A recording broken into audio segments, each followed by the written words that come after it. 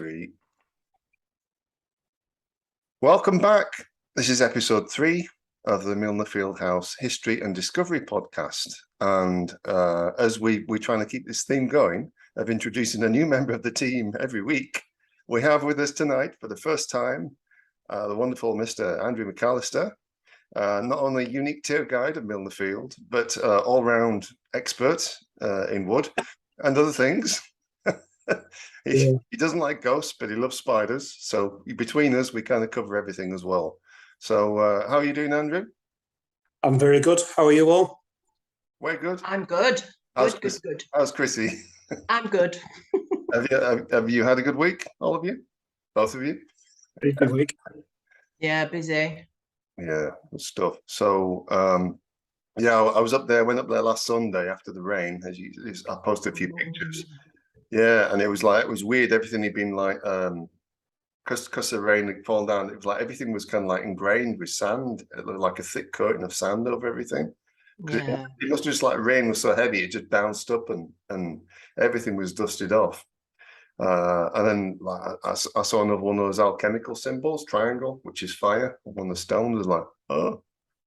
And finished off the filming for like next little 25-minute episode. Right, so we can get on with this. I'll stop rambling. And we've got a lot to talk about. So I want to hand over, first of all, to Mr. McAllister. Please, could you tell the people at home who are listening and watching, I think most people are watching now, a little bit about yourself, your own connections to Milner Field and kind of how you discovered it, and anything else you want to include as well. The floor is yours. Yeah, so I was kind of Bradford born and bred. Always liked, I always had a thing about old buildings. So the school I went to in Lidget Green, that was old, fascinating. Always felt as though there was a bit of history there. Grew up near a place called Paradise Farm, which was an old sort of restaurant and farmhouse between Lidget Green and Clayton. My grandma spent a lot of time there, so we had free run of that place. And that went back to, I think, the 1700s. And then when I started my working life, worked in an old textile mill, again, went back to the 1700s, used to explore that. When I wasn't working there, I used to be exploring there. Just had a thing about old places. And when I came to live in Bingley, which was about 96, I think, we used to get this village newsletter thing delivered. Lots of sort of gossip and lost cats and things like that. But every week there seemed to be like a little article about this place called Milner Field in it. I lived in Gilstead at the time, so I just assumed all the snippets that I read, I just assumed Milner Field was someplace up in Eldwick where all the money was. Oh, yeah. Not in Gilstead where all us poor people lived. And then eventually one day I stumbled across it. So I think it worked when my son was young, went for a ride down Coach Lane, went off-road a little bit on our bikes and stumbled across these ruins, put 2 and 2 together, and I thought, oh, that's Milner Field. And I've been going there over the years, every now and again, just showing more interest, and took it from there, really. Okay, so what year was that when you discovered it with your son? Well, roughly. Probably early part of 2000s, so maybe 2005, 2006. Right, good stuff. I knew of it, I just never knew where it was. Yeah, that's a trick, isn't it, Chrissie? Yeah, it is. It's pretty hidden away, isn't it, really? Yeah. Yeah, if you don't know, you don't know. It's like spider senses as well, and it's like it's tingling like away. So, yeah. So after that, I mean, I know you joined in our group fairly early, didn't you, Andrew? And you just you're very passionate about this. After that, did you visit often? Did you? What was the best thing that you liked about it? What was the best thing that you enjoyed about the place? Was it? Do you have any particular emotions or feelings or like whatever? Well, there was obviously all the. There's enough stone there to keep you interested, isn't there? And I think I've posted enough pictures about the stone, and that fascinates me. The expense they must have gone to. Yeah. And then about 10 years ago, somebody mentioned, "Oh, have you ever been on the conservatory floor? There's still bits of it." And at that time, you literally had to land lucky just to see anything. Long before Chrissie started sweeping up and everything, you know, you were lucky. You might see a square foot here and there. So I knew there was a conservatory floor, and I kind of knew where the outline of the house was. But every year you went back, or every few months, as we know now, autumn comes, a new downfall of leaves adds another inch every year to the soil, doesn't it? So Yeah. I don't know. It's only since you guys sort of started having a really good clear up, and we've started getting a clearer definition of where the boundaries are.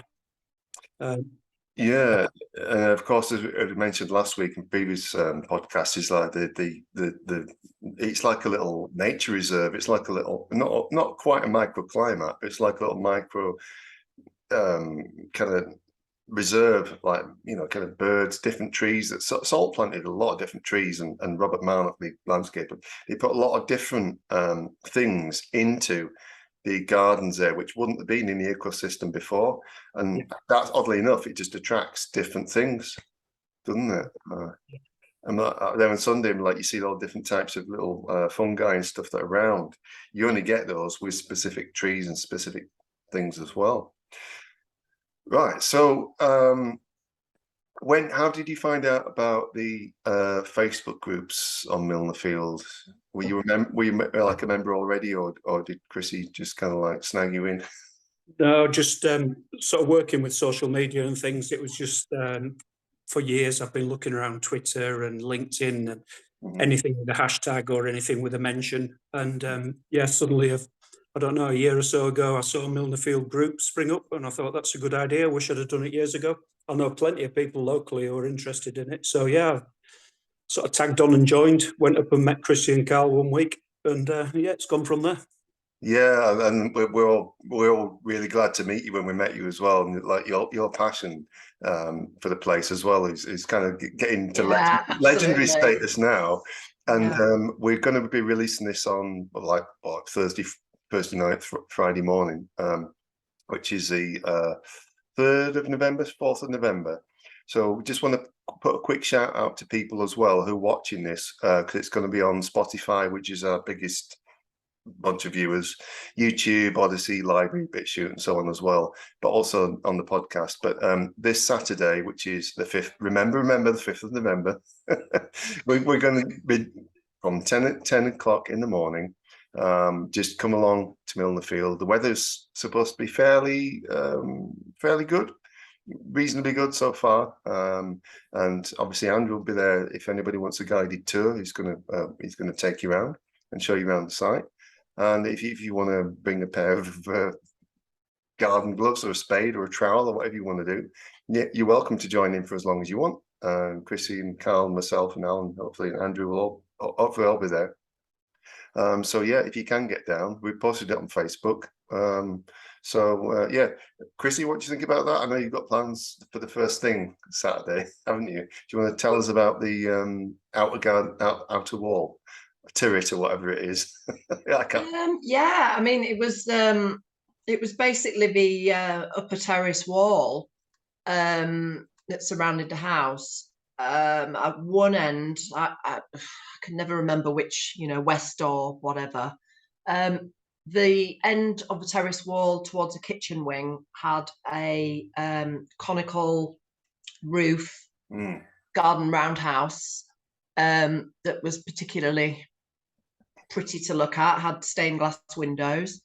And then right on the opposite side, which would have technically been sort of behind the conservatory, there was exactly the same. It's like a circular platform that formed part of the corner of a wall, which was also sort of circular, and it also had the little doorway underneath. Right. I didn't know about the doorway. Yeah, the other one, did you not notice when you saw the foundations for the other one, it had a little entrance? Yeah, so I'm not always the most observant and stuff like that. You see, now I thought you would have seen that, even though some big pieces of masonry have fallen into the gap.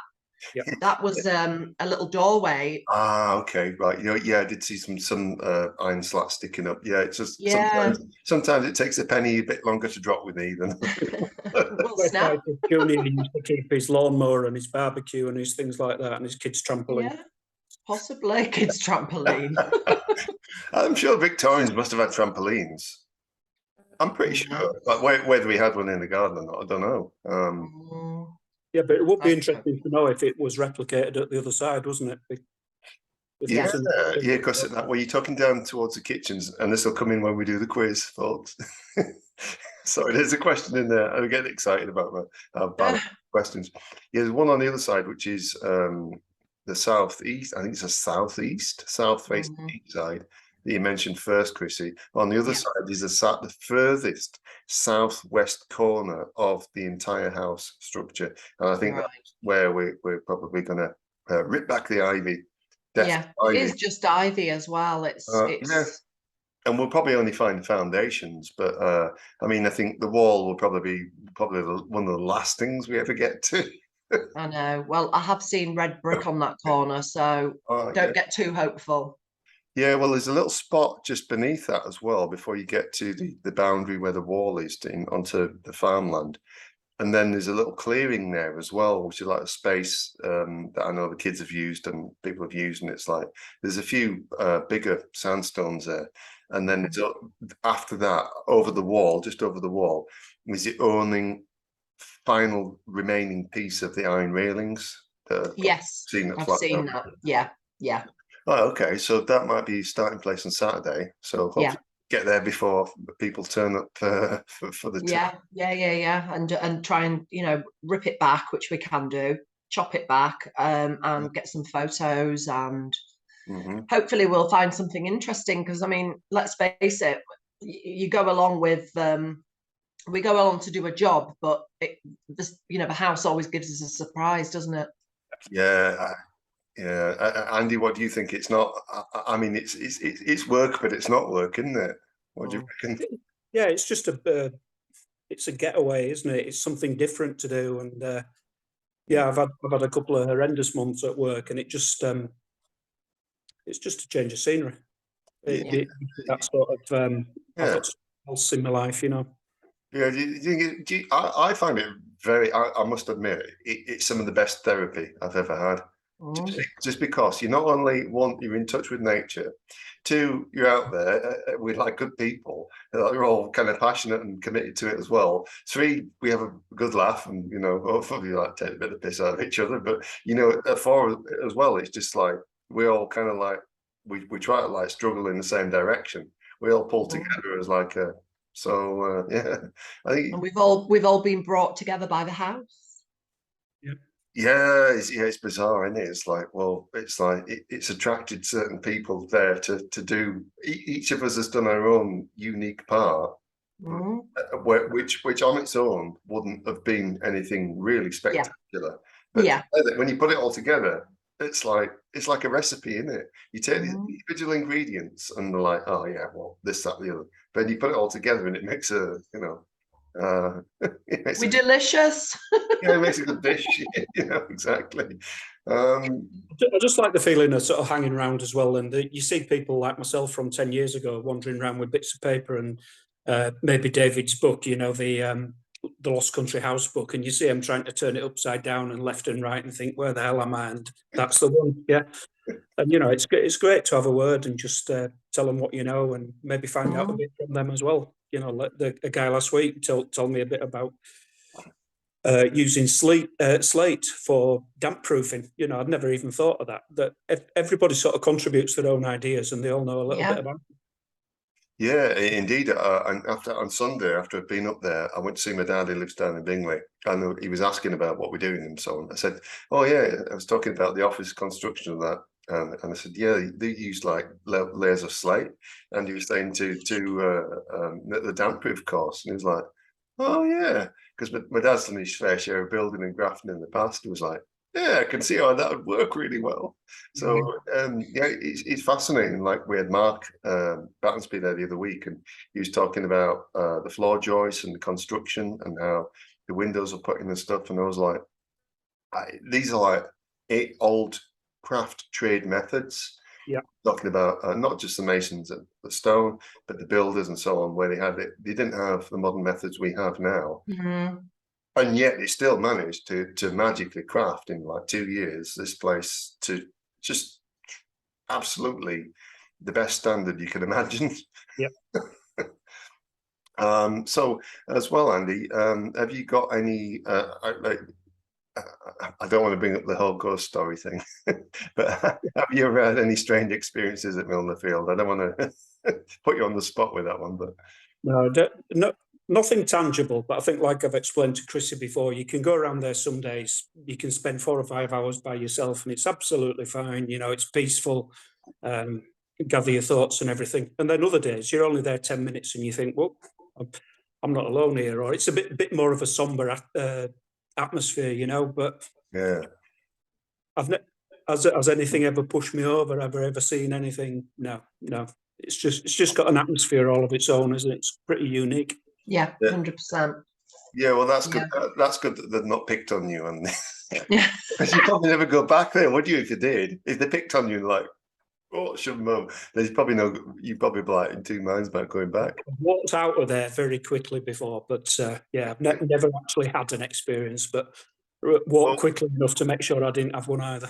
All right, so this leads us on nicely to the old Milner Field, and we've come into some information recently from some very helpful people, and obviously, you know the old hanging tree, don't you? The big old oak, Andy. Yeah. What do you think about that? Well, it's old, isn't it? It's enormous.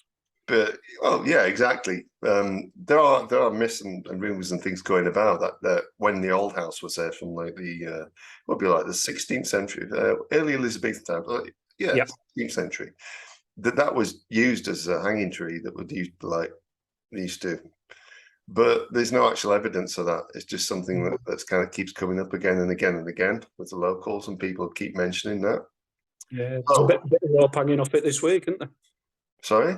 There's a bit of rope hanging off it this week. Oh yes, that's a kid's swing. So you must stress this to people watching and listening. That's the local kids that like tied wood onto the string so they can swing off of it. There's nothing more sinister, thankfully. Yeah. And, so okay. So the other day, we come into some information about the original ownership of the land, which was going back to say early to mid 16th century, wasn't it, Chrissie?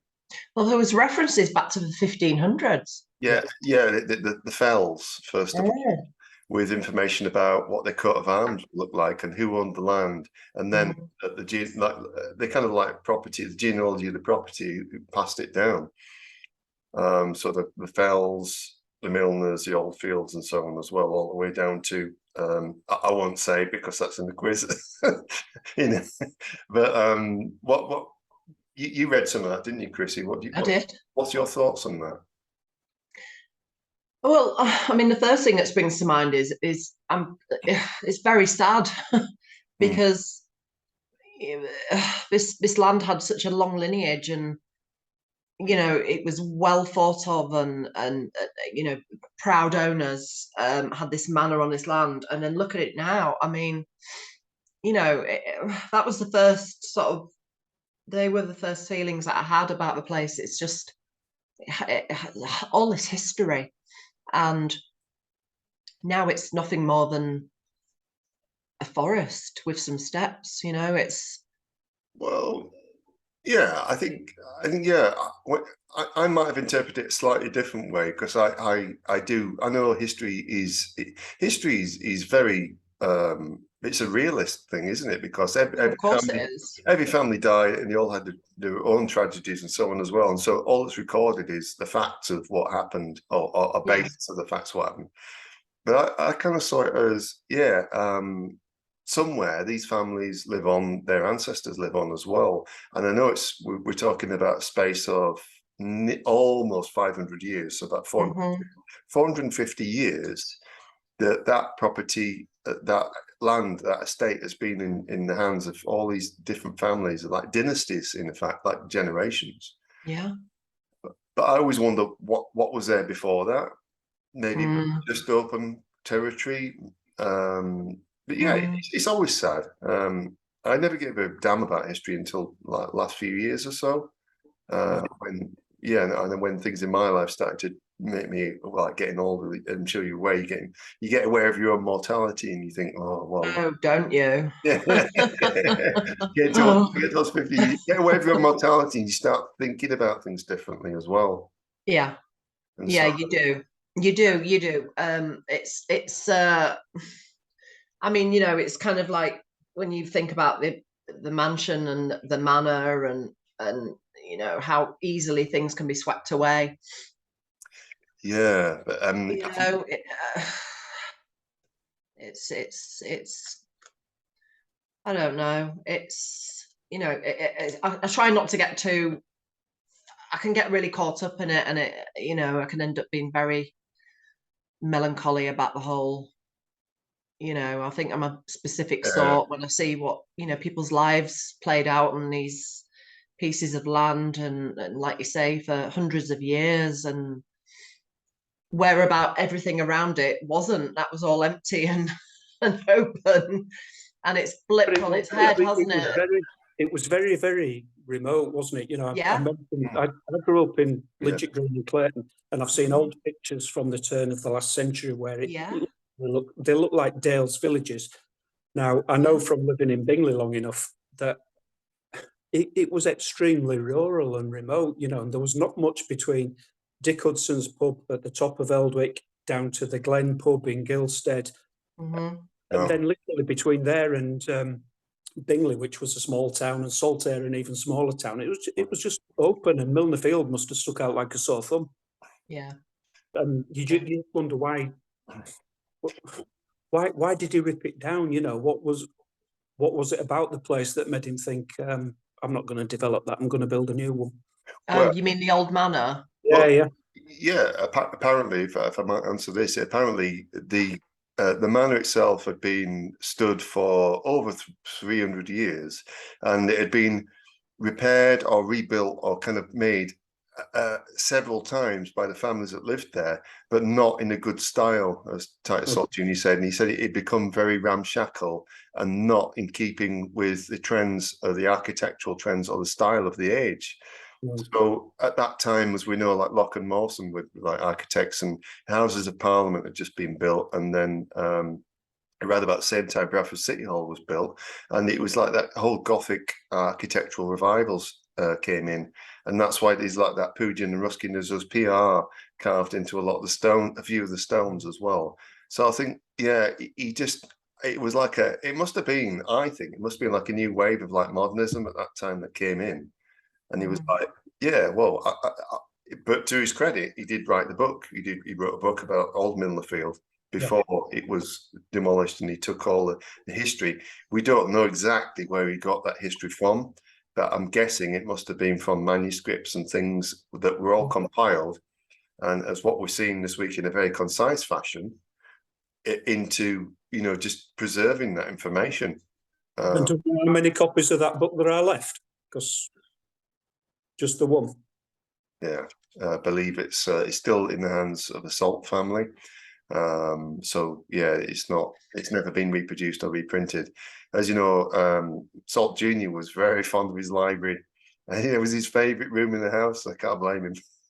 And he used to have all kinds of copies of books, not just on different religions and things at the time, history and so on as well. He's a well-traveled man. But he used to bind all his books. He used to do his own leather binding, and he used to kind of make, whole volumes. So yeah, it was a massive bookworm, as I say. So yeah, I think when he bought the place, he then decided, well, yeah, we'll pull this down, his fatal mistake, and build it in front. I always say it's his most fatal mistake.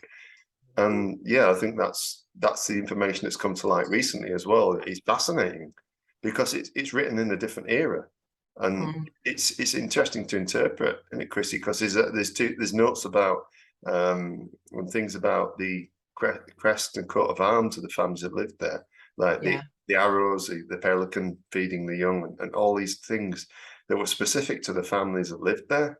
And it's like, yeah, but this goes back pre to early 16th century, so like 1529 or whatever.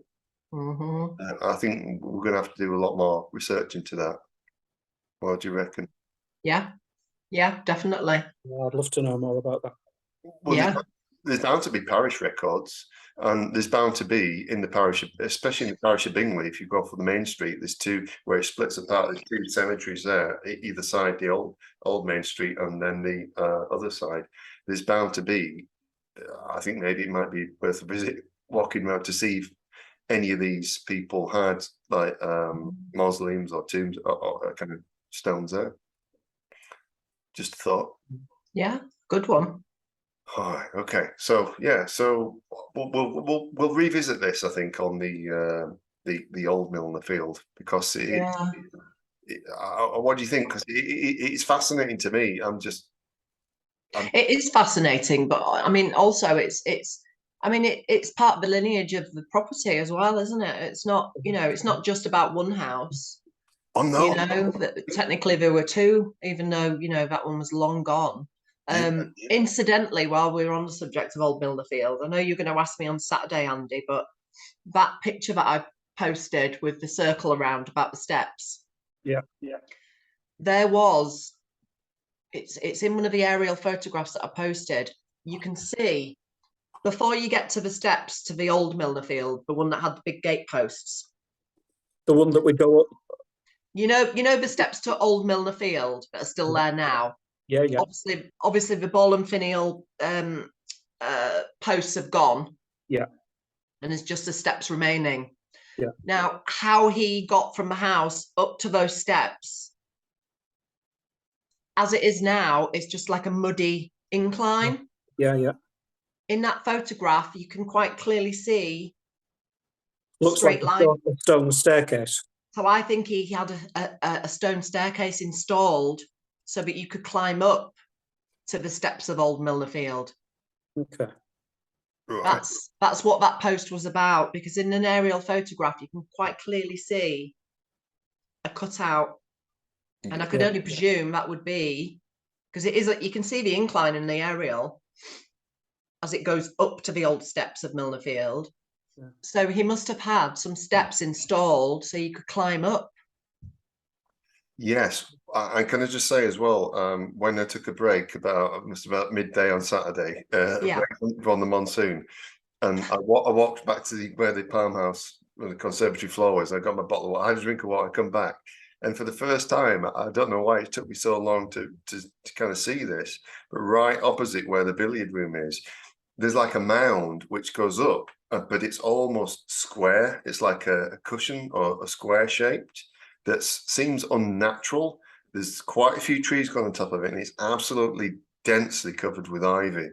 And I recall shouting to Carl, I need to look at this. And he was like, what do you mean? There's nothing. and then they walked back, they went back and went, I walked all the way around it, and I was like, that's not natural. That doesn't belong there. And it was the first time it's actually got through my little brain. It was like, that don't belong there. And there must have been something there. I know that was like the up to the old house was where the you had like the croquet green. But yeah, I think if that's not from the most recent house, there might have been something there relating to the old house, because it's much more deeply buried.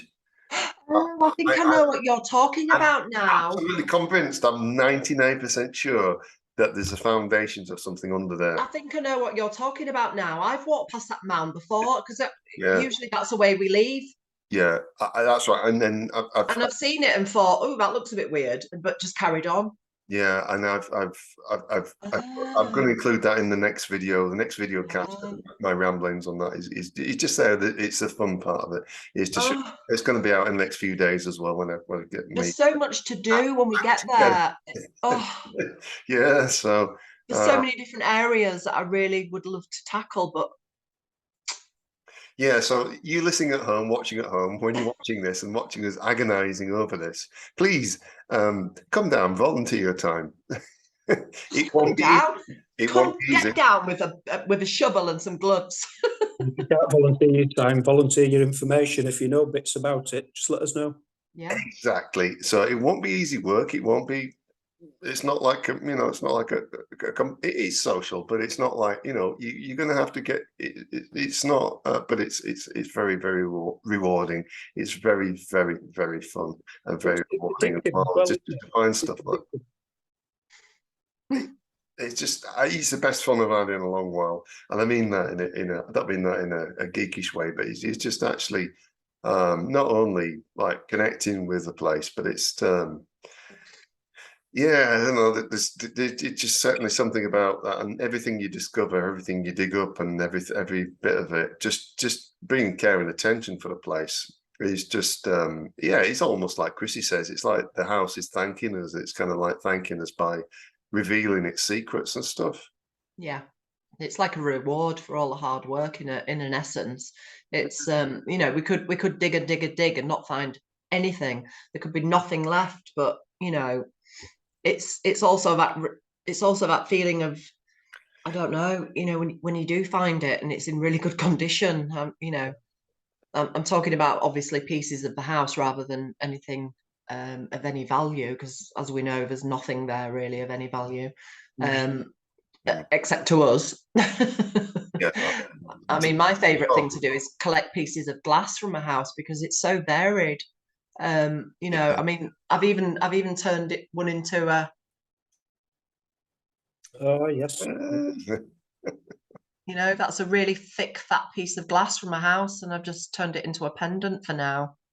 Don't sharpen it too much if you're wearing it. No. No. I know. Don't get too sharp. You'll cut yourself, lass. No, it's been filed. I filed it. On the subject of old Milner Field, though, while we're still there, somebody put a picture in the group today, I think, of one of the few remaining pictures of the place. Right. There's two people sat in the garden in front of it. You can just make them out, and then there's a wall. Is that wall? Would that have been taken from Primrose Lane? What do you mean taken? Where would the photographer have been stood on that photo? Oh, he'd have been stood on the property where Milner Field is now.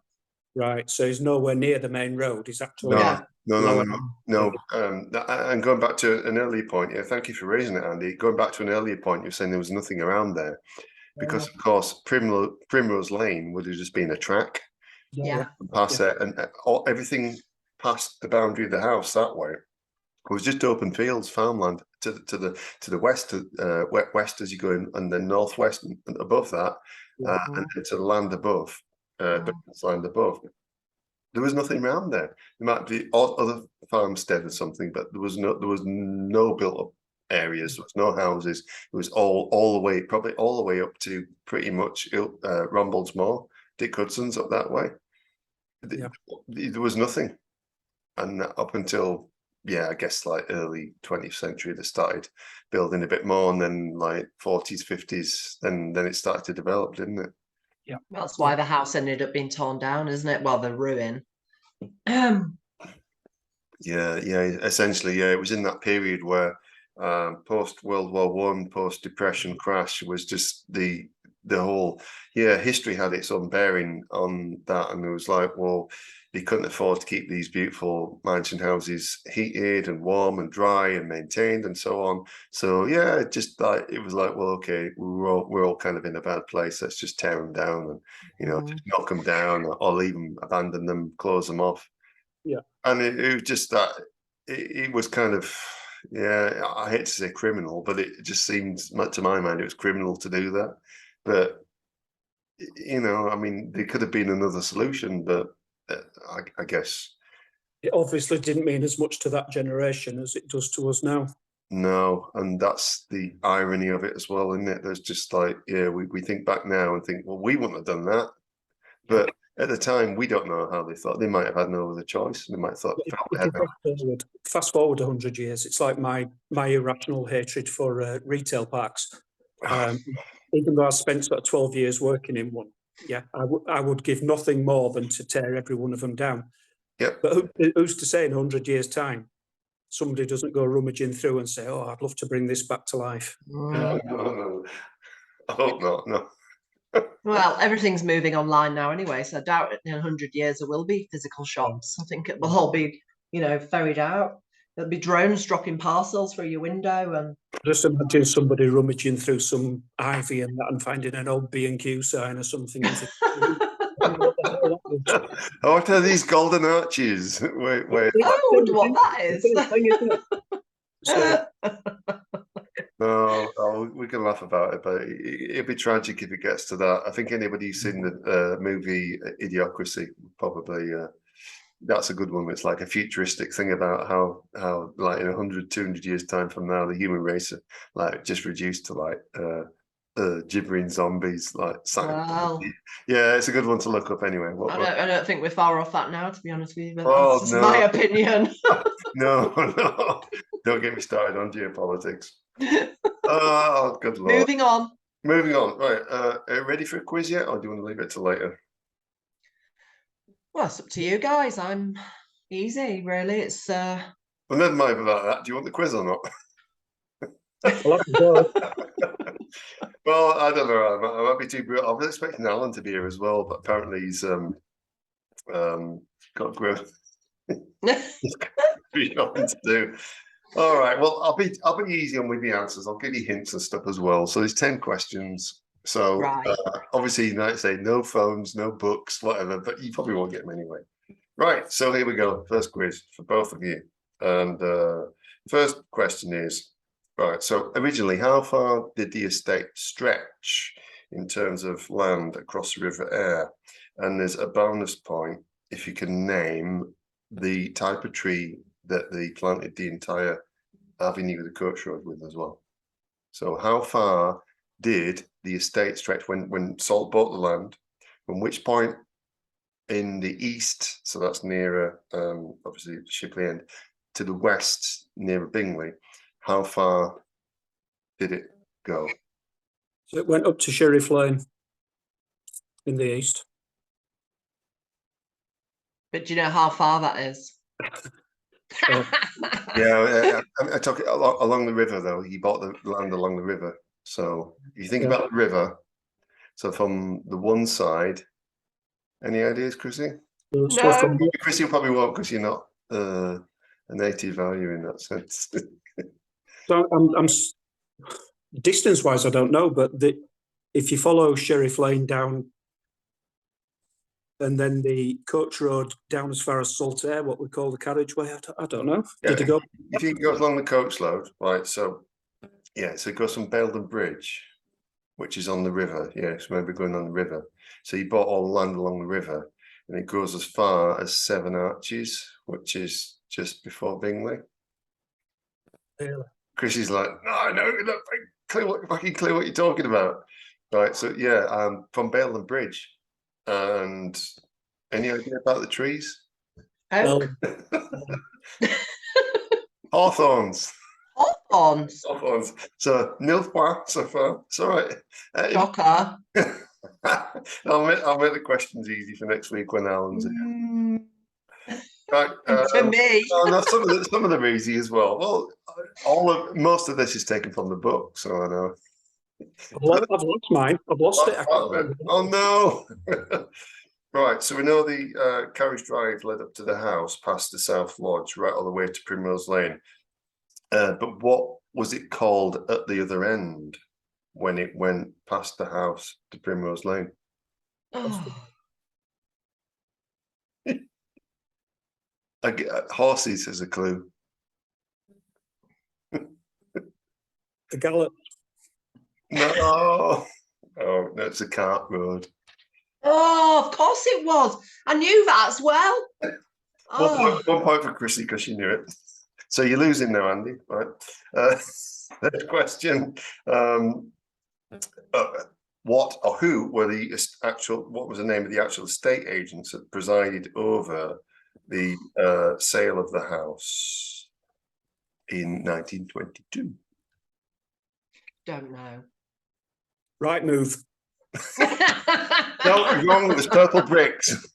Right, no, sorry. It was C.H. Lord of Bradford. Yeah. All in the book, right? I'm not being too mean here, right? These are quite difficult questions, David, I have to say. Slightly obscure questions. Yeah, well, I'm a masochist, so what can I say? Right, fourth question. So, right. So, what was the name of the then future queen who accompanied the future king Edward VII of England to Milner Beatrice. Field in 1882? Mm. Beatrice. What was the name of the future queen? Beatrice was. No. Oh, Think palace. Alexandra. Yes. One all. It's one well all. done. It's one all. No, we got two. Andrew's making a comeback. So, a bonus question, a bonus point, right? Which days in 1882, which 3 days in 1882 was that particular visit to Milner Field by the future King and Queen of England? Think 17th to the 20th. midsummer. July the 17th to the 20th. Well, guess it's. Or is it? It was the 22nd to the 24th of June, 1882, when they stayed and planted the trees and all that stuff. Right. So, all right. So you won all. Right. So, all right, I'll make this as painless as possible. I promise. Right. So, can you name the original architect that drew up the plans for the building of the house for Thomas Harris? Oh, it was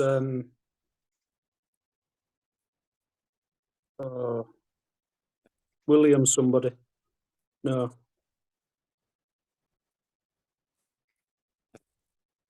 This is a history lesson for all of us. Chrissie, any ideas? No, none. Any- No, Any wisdom on that?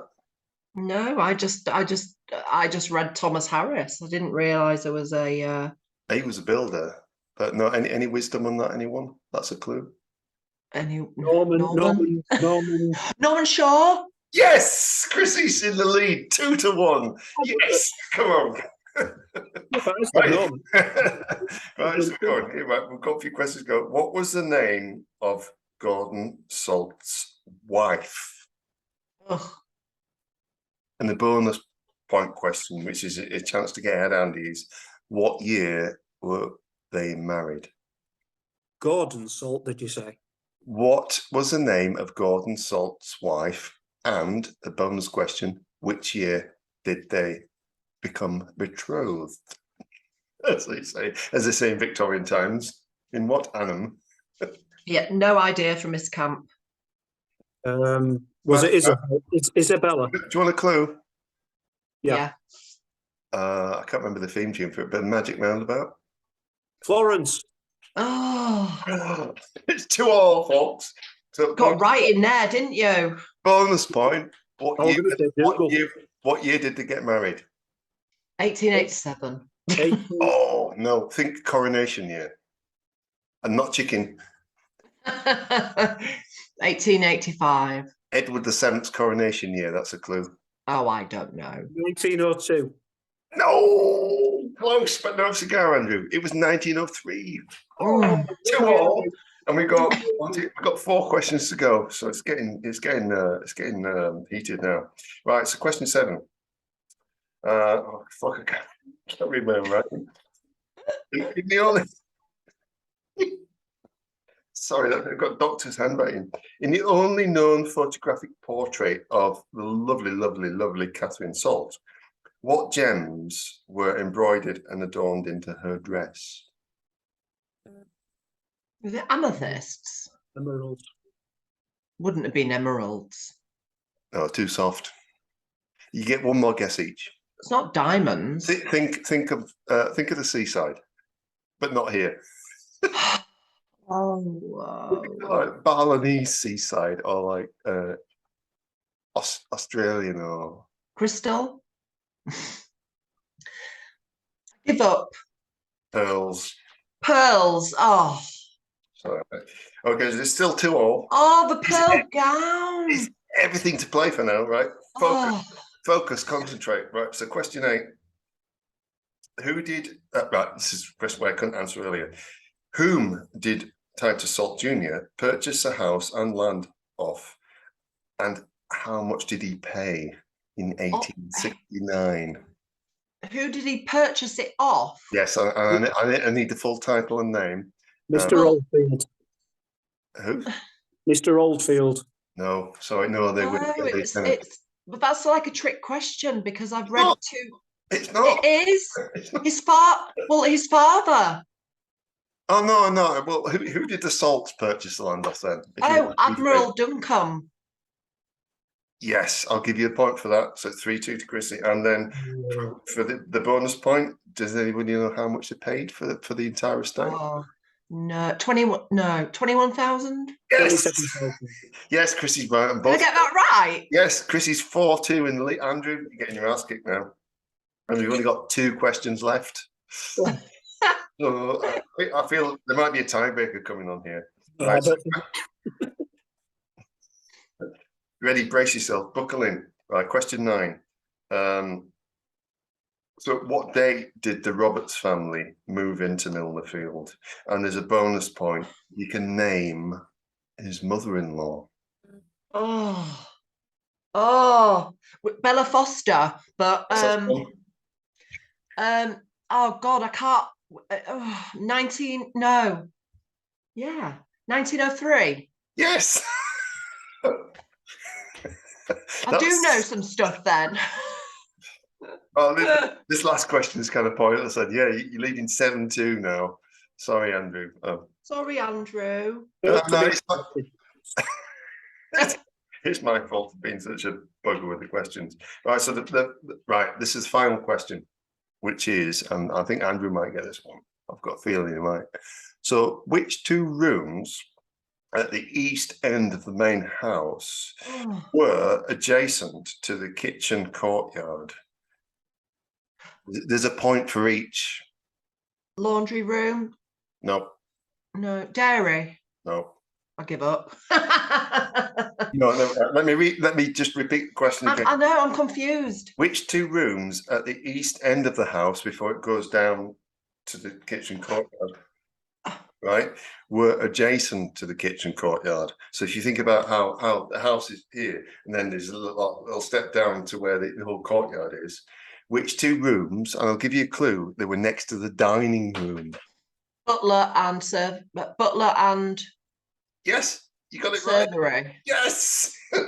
Oh my word. Chrissie wins 9-2. Oh, okay. Now I should know stuff like that because I've studied that.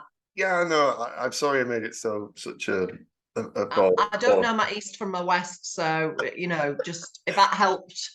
Right. So for next week, Andrew, you just send me your questions in, and I'll put them in, and then we can redress the balance.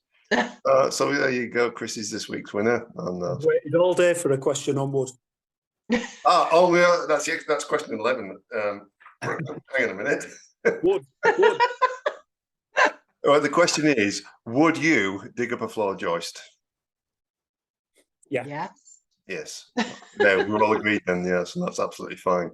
So there you go. That's just a bit of fun. I think just by putting that in, it's just like some random stuff that's No, it's good. It is good. I mean, the first few, I was like, what? What are you talking about? What are you on about? That's really, some of those are really difficult because because I'm so into the history of the house. The little details. I kind of brush over who married who on what date, it's kind of. Yeah, of course. It's a lot to take in. Especially the family rather than, I'm more into bricks and mortar than. Yeah, well, it's like the dynasties, like 4 main families that live there, and it's like you think about that Hollins. Could you name all the children or the Gates and the families? You think the names are kind of they come and go, the humans come and go, but like the house remains the same. Yeah. So I think we're more in love with the house, obviously, in the ruins and the families themselves. Yeah. Or the Salts. I think. What do you reckon, Andy? The Salts were kind of the most romantic because he had it built. He had it built for Catherine. Catherine was an amazing woman, a beautiful woman. He had the whole place built, purposely for her. Yeah. And then after them, I don't think any of the other families, not to take away or to denigrate from them, but they weren't quite as kind of romantically ideal, were they, Andy? I don't think they were. No. There's a whole thing around the sort of Salt dynasty, isn't there? Every member had a story to tell, whether it's having a street named after them or buying a fantastic house. Yes, just something about it. Yeah, it's like, yeah, the Hollinses, the Gateses, and so on. They were like, well, yeah, they had their tragedies and so on, but they didn't have, yeah, they didn't have that kind of founding, that romance about it. That, well, they took land from somebody else. So I don't know. It's all part of history, but yeah, it wasn't quite the same. Okay, so we need to talk about last Saturday as well for the people who weren't there, because We need to talk about last Saturday. it's like we need to have a word. No, it was I remember setting off about 7:45 from here, and I was like, he was absolutely slinging it down. I was like, oh yeah, get your waterproofs on and so on as well. I mean, I remember to bring like a couple of bits of dry clothing to change into, but it was pretty much like being in a power shower, wasn't it? Yes. For a lot of the time. Yes, it was. Yeah. You weren't there, were you, Andrew? I accidentally slept in. Oh yeah, no. Well, you've been working, you deserve it. Yeah. But yeah, it was horrific. I mean, I don't tend to. I mean, I'm not going to shy away from something like that just because of some rain. But my mascara ran into my eyes. That's how wet it was. Yeah, but as well, I remember looking at Carl at one point, and you know the movie Predator, the original one, where he's up in the woods, and there's like he's got like the mud and stuff down his face. Yeah. It's like, Carl, the Predator's coming for you. And he looked at me like, what the fuck are you talking about? I was like, you've got some mud down here and here. And he was like, yeah. I'd luckily remembered to bring a hat. Yeah. Which was like something I wish I'd have brought as well. Yeah, I know. Saw them by the time I got home. I was like, oh, but he was just like, yeah, I think I've got like 3 layers on, and like the top 2 were totally sodden. You know, the bottom layer was just a bit damp, and then like I changed it before I went home. I was like, that I don't give a toss. It was so much fun. It is fun, and we still, we found that drain. I mean, it's exciting. Yeah. You know, we found that drain in the corner, and we were just like, it's just a drain, but it's a 150-year-old drain that's perfectly preserved, full of soil, but yeah, I was just like, wow, Yeah, we've got fireworks going off here. I'm surprised anyone could afford them. Jesus. Oh no! Apparently, you can get silent ones now for got pets. Yeah, they do like silent fireworks, so they like just. So yeah, they're going up behind it. It's just to the side of the canal, I think. So yeah, it was a lot of fun. It wouldn't have been if it had been freezing cold, though. I don't think it'd have been fun then. No, it wasn't too bad, but when I think like when it's that wet, it does get down to your bones a bit, and you're like, yeah, I know. At our age, Chrissie, I do know. At our age, I do know. As tigers. No, Andy's only 27, so he's got all this to come. So, anyways, so yeah, it was like certain points. It was like, just keep going. I think the biggest, I don't know what you think about it, Chris, but the biggest thrill of the day for me was the whole tug of war with the lintel. I was just superb. I'm like, yeah, I've done that for years, and I was like, I was behind Carl at the end. I was like, I'm wrapping it around my shoulders, and the strap was like, get it.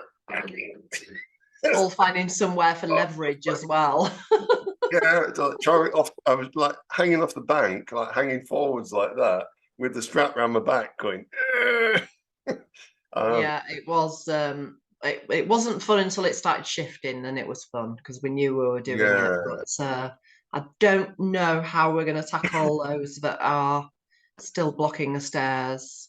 Yeah, I just need to explain to Andy as well. I got rather obsessed with the trajectory of pulling the big lintel out and so on. So I was going to like dig over this little kind of hump in the thing. I was desperately digging away at that. Chrissie going, what are you doing that for? What are you doing that? Like that? No, I need to get the trajectory right to get this, to get over the hump, to kind of slide it over. And then eventually I managed to like second Carl to do it with me, and he's like, "Oh yeah, get that." But it's like I said at one point, it's just like a Keystone Jenga, because you see the big one underneath, and then you get another big one on top, another. So like Yeah.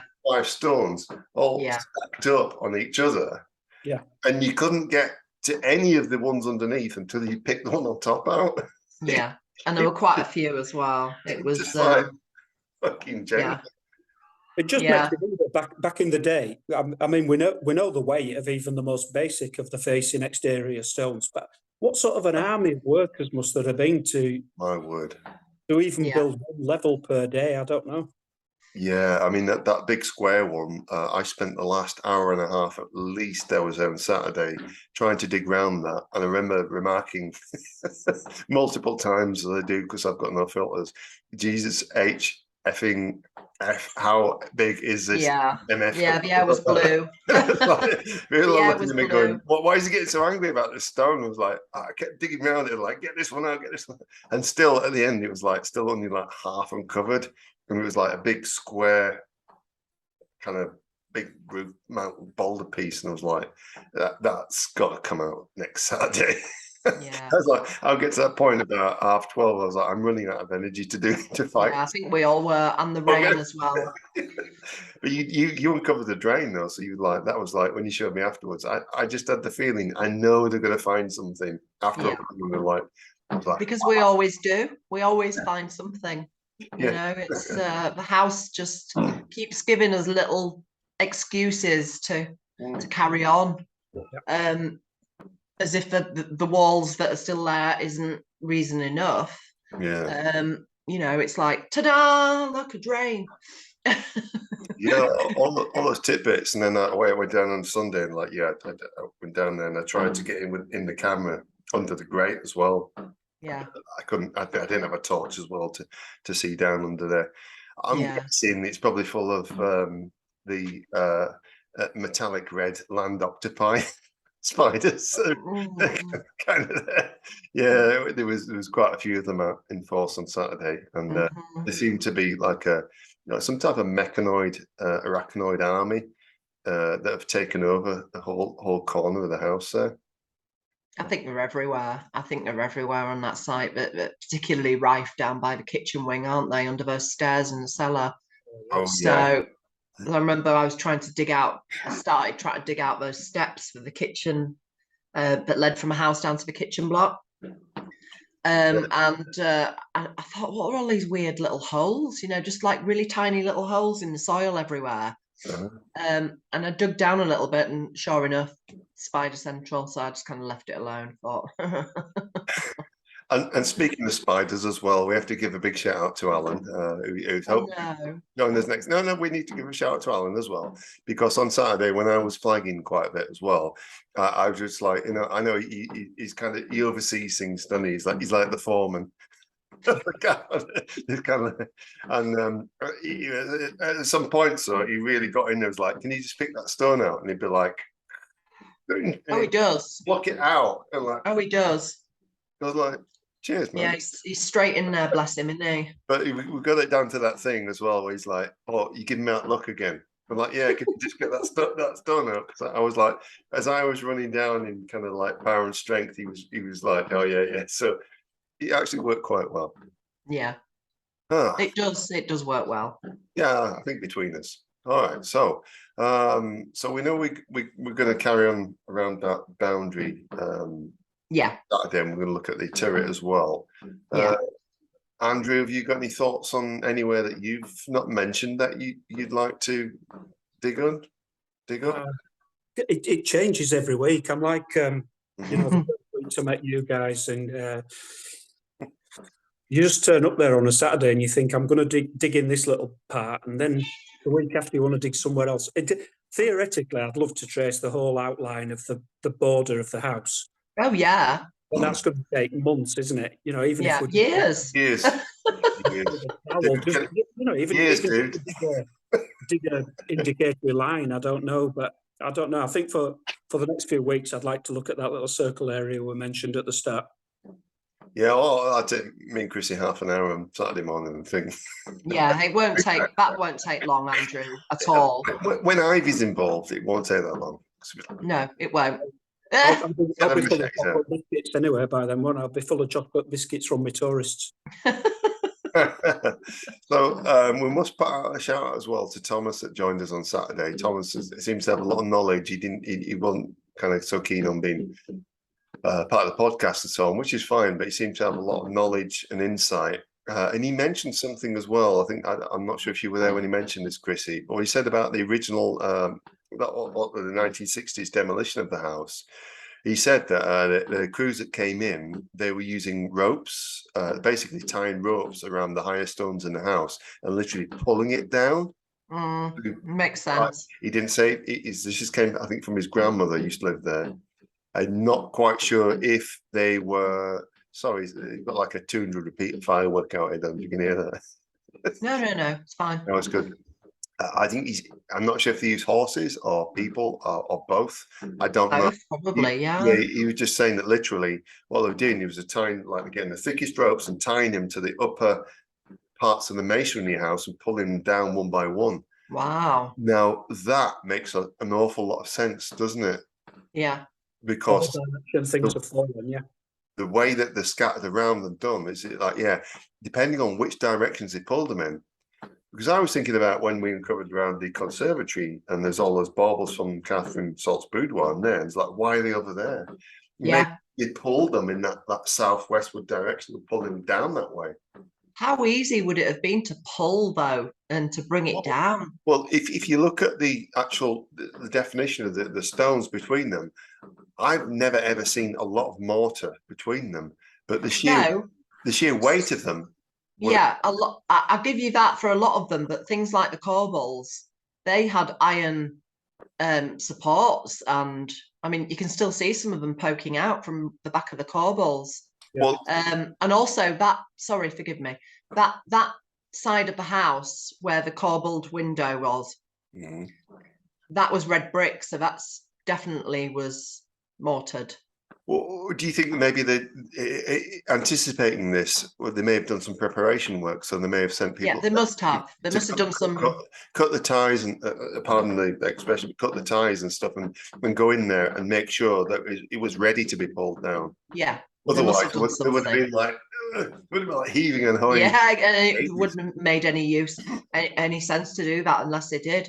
But moving on slightly from that, David, sorry, is this whole idea of a bulldozer going through the middle of a house? I mean, I don't know about that. I don't know about something cleared a path, because there's literally nothing left in that whole central section. Something went through there. Now, whether or not that happened after the house had been demolished, maybe, yeah, or during, I mean, they had. It's not as if they didn't have technology in the 50s and early 60s. Oh yeah, they had all the machines. They had bulldozers and machinery. Yeah, but something substantial went through that section of house. Now, whether or not that was stone thieves, or we don't know, do we? We just don't know. No, of course, and if you imagine that the roof and floors has already been taken off and out too as well. So if they were just trying to make a pathway through to pile things on either side, perhaps it would have made sense to go through from the front to the back door. Back door and the north to the front door at the south. So I don't know. I mean, if somebody's out there and you're watching or listening to this, and you know any elder members of your family that have got any testimony to how they did that, then please get in touch. Because it's a hypothesis at this point. We don't know. It's all guesswork. It's all guesswork. The way that you drew it on the map earlier in the week, it was as though if there was this hypothetical bulldozer, you'd have drawn going straight through the archway. You would have thought so. But there's pictures from the 70s where the archway was still fairly. Well, one side was, the other side looked like it had already collapsed. I mean, I don't even know how that happened. How the hell, did they blow it up? Was it dynamited? The arch, because the book makes reference to that. If the arch had collapsed at the top, it looks as though, as David's just alluded to, that somebody's maybe put rope around one side and, I don't know, a Land Rover or something, and tried to pull it over, just hoping that it'd fall and crumble and they could use the brick. I don't know. Perhaps. Yeah. Well, there's quite. I think most of the top of the archway is still around, but again, it's further away. Yeah. It's quite a few yards away from the actual archway. So, and those are big pieces as well. Have you seen the great big pieces? And it's like they must have pulled them down. How did they move them? They must have just like either pulled them down or landed. But a lot of them seem to be landed facing upwards, so that in the correct so it's bizarre. I don't know. This is these are the kind of mysteries we're trying to solve, folks.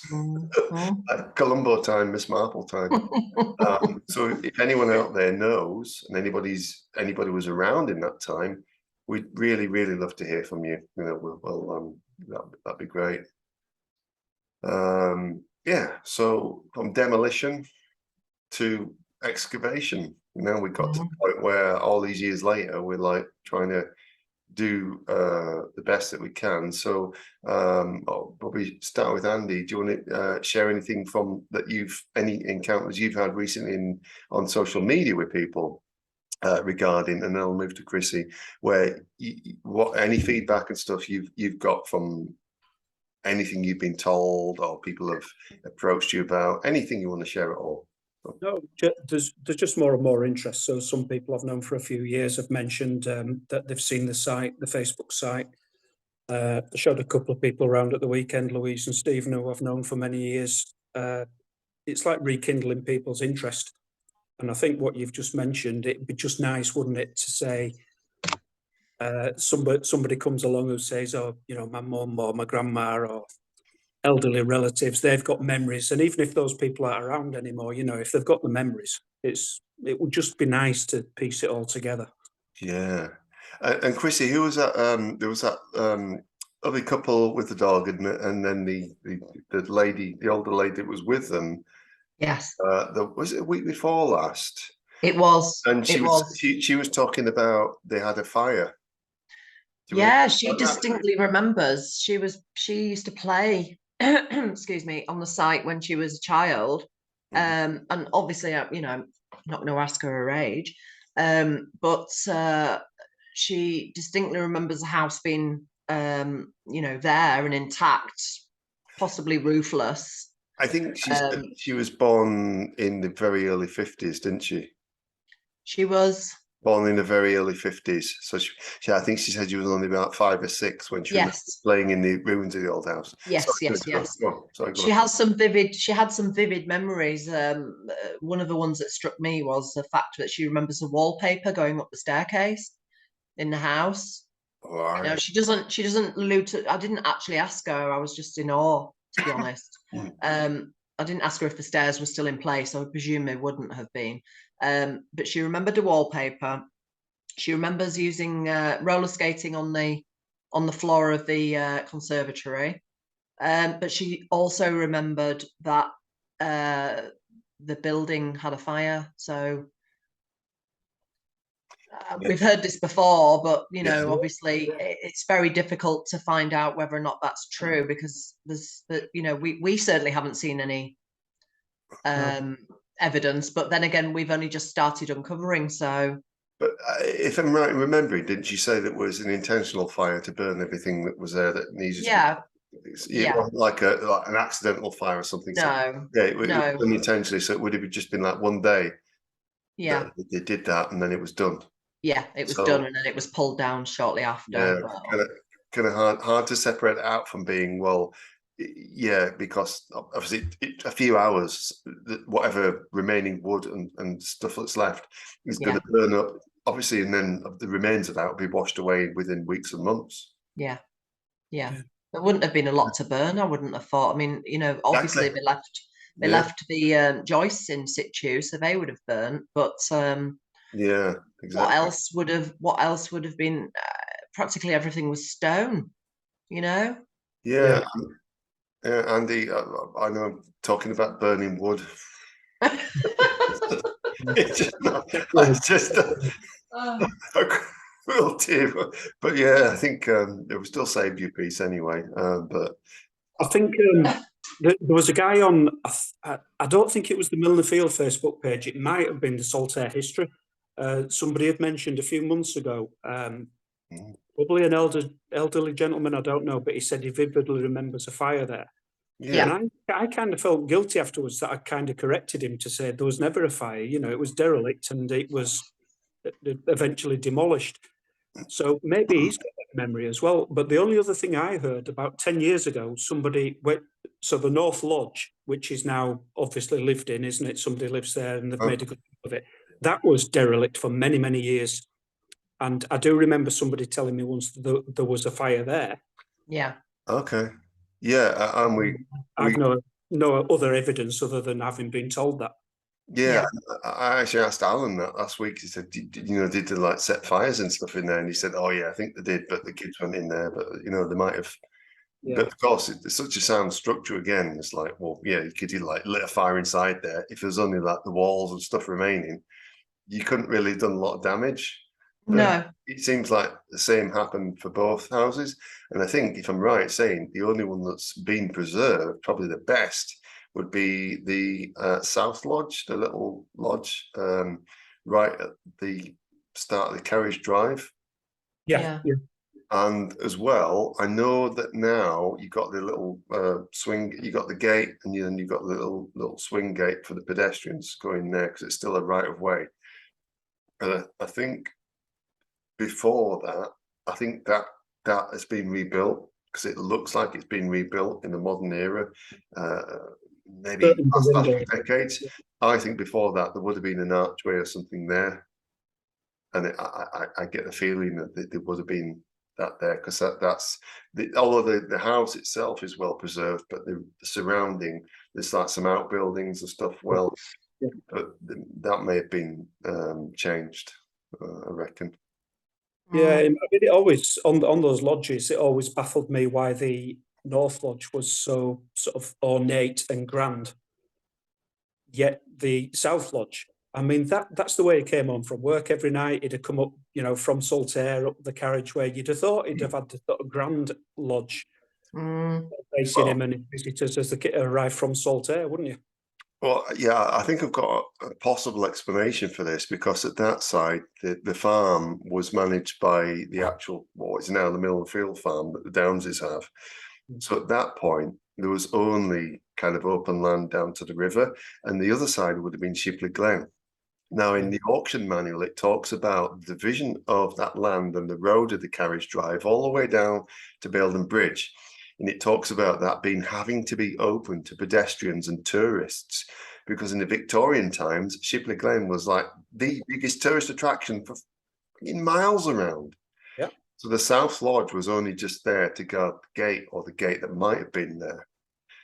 Now, if you think about moving up to the other end to where Primrose Lane is, that side had 2 farms and it had the kitchen gardens. And that would have been required more staff to kind of police and patrol that and to kind of keep that up to date. But also you have the stables just below it. Now, I saw something in early history as well yesterday, and I was looking through it, and it said that the not only the stable buildings, but the North Lodge were, from time to time in Salt's time, rented out as hunters' lodges. So before the area was built up, that whole place was a game reserve. It would have been obviously the open land, the moorland above. So that was a hunter's lodge that they would have had to have guests and visitors. Because if you think about that, that was the seat of society in this part of West Yorkshire, and they had the royals there and so on as well. It would have only, in those days, it would have only made sense. It would have gone hunting. It would have gone out and used that whole area, the whole countryside. So the hunters' lodges were then open to rent for outside parties. Or Salt, even more on top of this, the theory, hypothesis upon hypothesis, Salt would have used that lodge in order for people to stay with him, to impress people, to get people out, like, do you want to go, like, shooting, do you want to go hunting or whatever, and they could then stable their horses and things there and then use all of that. So Yeah, that's another angle to it. I don't know. What do you think? Makes sense. it does make sense. Yeah, yeah. Yeah, as a hunter's lodge, I mean, it's like these days we don't. Yeah, hunting's kind of associated with, certain political class, like so. Yeah. But then it So Shipley Glen wasn't just a tourist attraction in Victorian times. It's where us poor people from Lidget Green used to go in the 70s. That's where I used to go for my holidays. well, those poor people from Bradford Moor used to go there in the 70s as well. You got the bus to Shipley with my mum, and then up the tramway, up the Shipley Glen tramway, and That's right. picnic with the family of friends. Yeah, and that were our summer holiday. Well, yeah, I know some of us are posh enough to live in Shipley these days, so we can walk. Very nice. Just not throw that in. All right, okay. Any other business? Anything else we want to talk about? Anything that's kind of burning away? I Just think that we need we need to get those steps clear before we move on. We need to get those steps clear. Oh yeah, the steps for any Gentleman's entrance. Yeah, gentleman's entrance to the office. Where office Yeah. around about the northwest corner of the building as well, which is Yeah, we'll do that first thing. Yeah, that's the most important business, and Yeah. Carl, That's no bother compared to that, moving some lintels. No, I know. Well, that's it. And for anybody, again, just to, I'll mention this in the forthcoming video, but for anybody else as well as wondering when they're going to clean up after themselves before we get anybody kind of raising that question.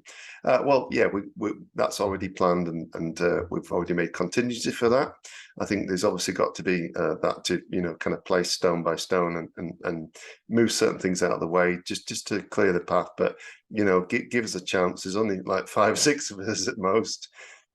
We will get into that. We obviously won't leave any hazards or danger or anything open to the public.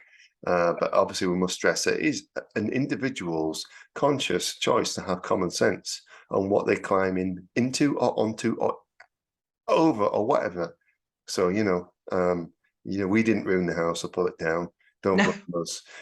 Just have some common sense. I know we live in the post common sense age. Don't we? More dangerous, less dangerous than it already was. Yeah. If you're going to jump down a hole in the ground, remember Isaac Newton invented gravity. If we're wrapping it up, can I just ask you chaps an idea?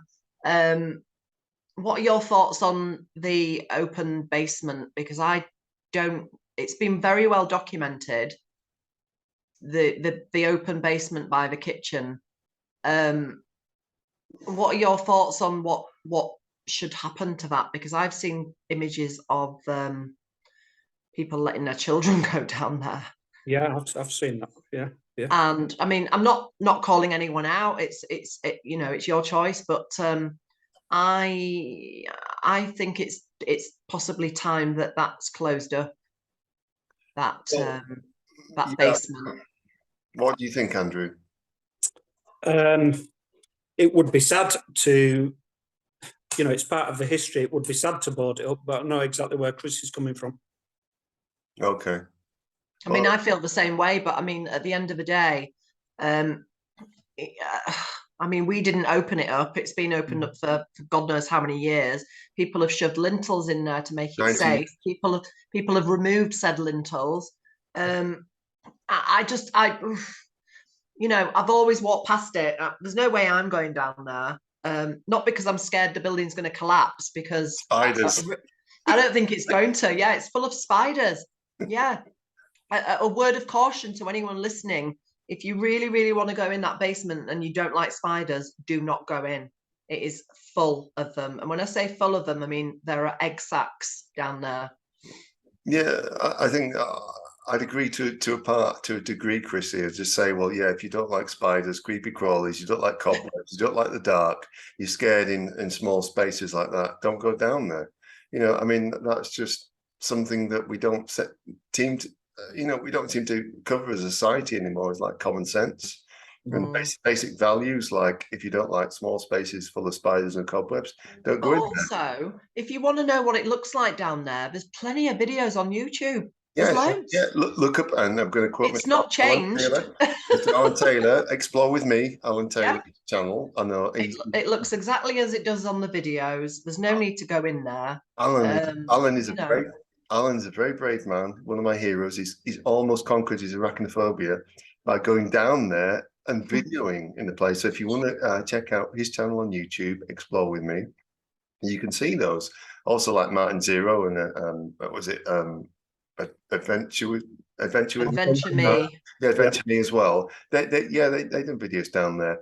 But on a personal note, in an age where I think responsibility is kind of a dirty word, is that if you want to let your children go down into a cellar of a ruined house that's been ruined for nearly a century with a load of dirty spiders, then you must take personal responsibility for your own offspring. And I'll just leave it at that. Yeah. Sorry. I'll take the responsibility for that comment, but anyway.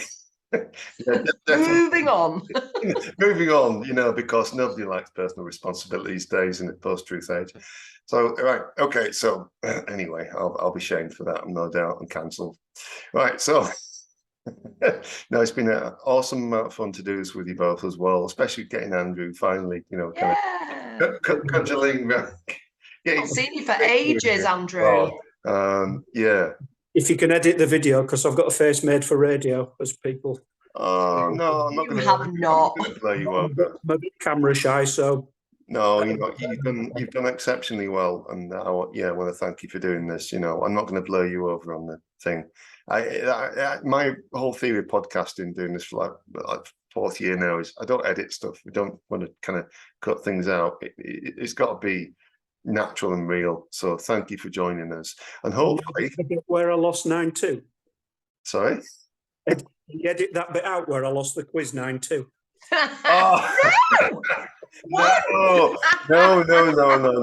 No, Andrew, don't you know you've got to let the ladies win? Yeah, ungentlemanly not to let them win. I'll say. Anyway, no, sorry. All joking apart, we're only kidding for anybody watching.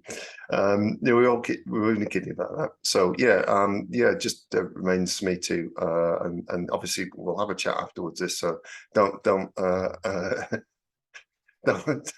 don't lick off immediately, Chrissie. Right. So we'll thank you both Andrew and Chrissie for joining me, and hopefully next week we'll have the 4 musketeers here, and then anybody else that wants to join us, if you want to be part of this podcast and you are local, or if you have a connection to the area, anything else, and you have the same passion and knowledge we have, we're open to all of that. We're non-profit making. We do this for the love of the place. I'm sure you'll agree. Yep. We don't have any agendas. We're not here to go, oh well, we need these people involved, we need the council involved, or we need the lottery fund, or this, that, the other. No, we're just grafters. And nobody else has done anything with the site for nearly 100 years. So so I think the best thing I sticks in my mind is effort is the best indicator of interest, isn't it? Yeah, 100%. Put your money where your mouth is. Exactly. And we're open and welcome to everybody as well. And obviously, I think 99.9% of all the feedback we've had have been positive. But even for that 0.1% that haven't been, or have been kind of making up unrighteous indignation to try and trip us up. Assumptions. It doesn't matter. It doesn't matter. You're still welcome to join in as well. So please get in touch if you are, and we'll happily, come and fit you into things as well. We don't exclude anybody. We're total open, and it's community based, isn't it? I think it's mainly the community, regardless of how far away you live from there. Yep. We're still focused on the community and that historical connection that the community must have. To the place. Yeah. And that's it that I was saying this week. All the people that are listening, and I want to give a few shout outs to a few countries, so I'm rambling on before we go. Most people are watching this on videocast, so you can watch it through Spotify. It's the Milner Field House History and Discovery podcast. But if you just type that into Google or DuckDuckGo or whatever you use, or Brave or whatever, if you just type that in, Milner Field House History Podcast or History and Discovery Podcast, it will come up, because that's my job to get the SEO through the search engines. And just, yeah, exactly. Yeah, exactly. Now, I put it out this week. We're not only on iTunes, Audible, Amazon Music, Spotify, also on to Google Podcasts, Castbox, Breaker, Stitcher, all these other ones across the States. So we've had a massive influx of people listening from abroad. I think only about 70% of our listeners are in the UK. There's about 18% in the USA and Canada. Wow. About 4 or 5% in Egypt for some bizarre reason. And other than that is India and Germany, Sri Lanka, Singapore, Australia and South America. So it's like, you never know where people are. A lot of them might be expatriates. And obviously, the odd thing is, what I've learned is a lot of people might be just like first-time listeners. Sometimes somebody just want to listen to a certain type of podcast where it's history, people talking, and they'll just pick something up and they'll go, oh, maybe I'd like to visit that place one day. So anyway, that's enough waffle from me. So no, I'm really looking forward to Saturday morning. And yeah, yeah, and Andy's as well. I'll be there as early as I can, but I am out Friday night, so yeah, just make sure you have a pint of water before you go to bed. Yeah. So yeah, awesome. If you're in the Milner Field History and Discovery group on Facebook, or you're following this on Twitter and Instagram, or the Milner Field page on Facebook, if you're coming down this Saturday, remember the 5th of November, because at 10 a.m. Andy will give his tour, and you couldn't hope for a better introduction to the place, or a reintroduction to the place if you've not been there for years. So we'll leave it built up to that, and it should be absolutely awesome. And if you want to get involved, if you want to dig out some rocks and stuff, even for 10 minutes, doesn't have to be 6 hours, then please come along as well. We can't promise like an open course buffet, champagne and canapes or anything. You can bring your own if you want to do. So thank you, Chrissie, and thank you, Andy. Yeah, thanks for having me. Welcome. I think we're going to do the Waltons and say good night for now, and that's it. Bye now. Bye bye.